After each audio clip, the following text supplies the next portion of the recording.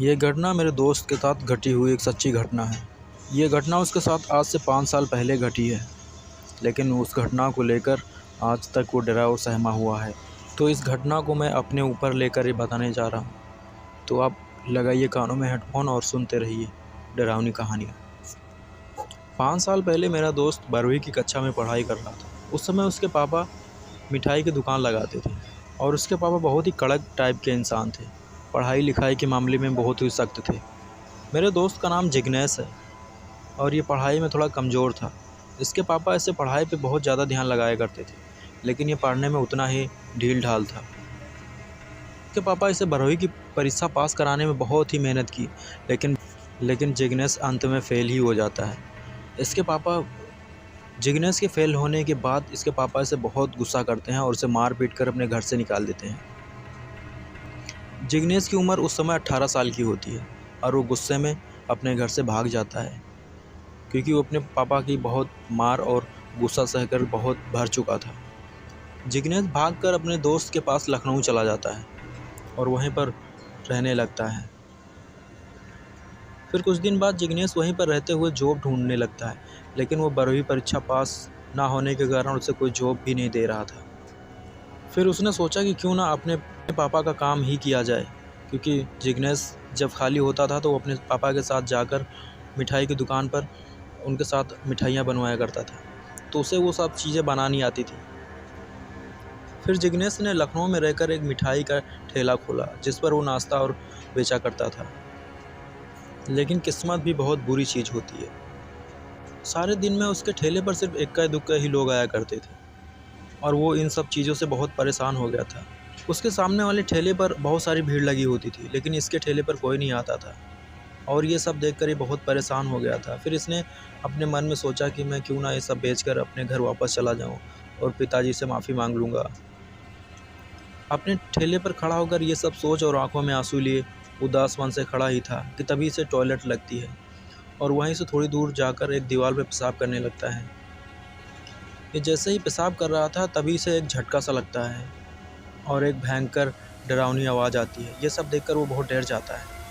ये आवाज़ कुछ इस प्रकार थी जैसे किसी प्यासे को पानी पिलाना, और फिर ये अपनी जिभ बंद करके अपने ठेले की तरफ जाने लगता है। जब ये ठेले के पास पहुंचता है तो देखता है कि एक इंसान इसके ठेले के पास खड़ा हुआ था और ये जाकर उस आदमी से बातचीत करने लगता है और उसके बाद वो आदमी इसके ठेले पर जितने भी खाने पीने की चीज़ें थी सबको पैक करा लेता है और घर लेके चला जाता है। उस दिन जिग्नेश बहुत खुश हो जाता है और खुशी खुशी बहुत जल्दी अपने घर चला जाता है। और दूसरे दिन होता है और खुशी मन से वो और भी सारे नाश्ते बनाता है और ले जाकर अपने ठेले पर रखता है।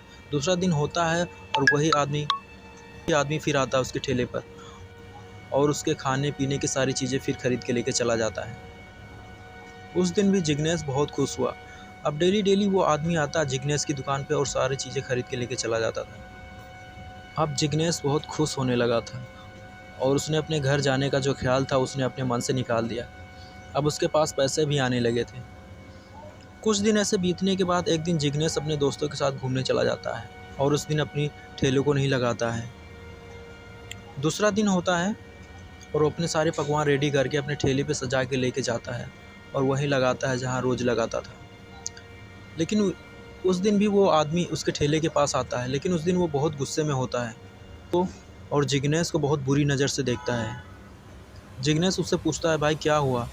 वो ने कहा, तुम्हारी मजबूरियों के चलते मैंने तुम्हारी दुकान से सारी चीजें खरीदता था और मैं खाता था, लेकिन तुमने कल मुझे भूखा ही छोड़ दिया। तुमने मेरे बारे में एक बार भी नहीं सोचा।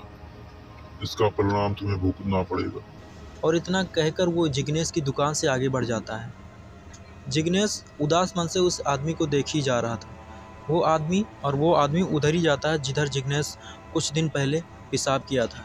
उसी दीवार के पास जाकर वो आदमी अचानक से गायब हो जाता है। जिग्नेश ये सब चीज़ें देख ही रहा था और देखकर उसके होश उड़ गए। जिग्नेश दौड़ता हुआ उस दीवार के पास गया और देखा तो वो आदमी वहाँ नहीं था। उसे ये सब चीज़ें बहुत अजीब लग रही थी। जिग्नेश अपनी मानसिक संतुलन खो बैठता है। इससे पहले वो वहाँ से भागकर अपने रूम पे जाता है और वो सब बातें समझ जाता है।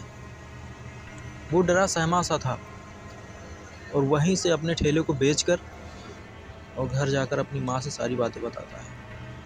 लेकिन इस बात को आज 5 साल हो चुके हैं और जब भी ये ख्याल जिग्नेश के मन में आता है तो वो काँप उठता है। आखिर कौन था वो आदमी जो जिग्नेश की हर सामान को खरीद के ले जाता था, और आखिर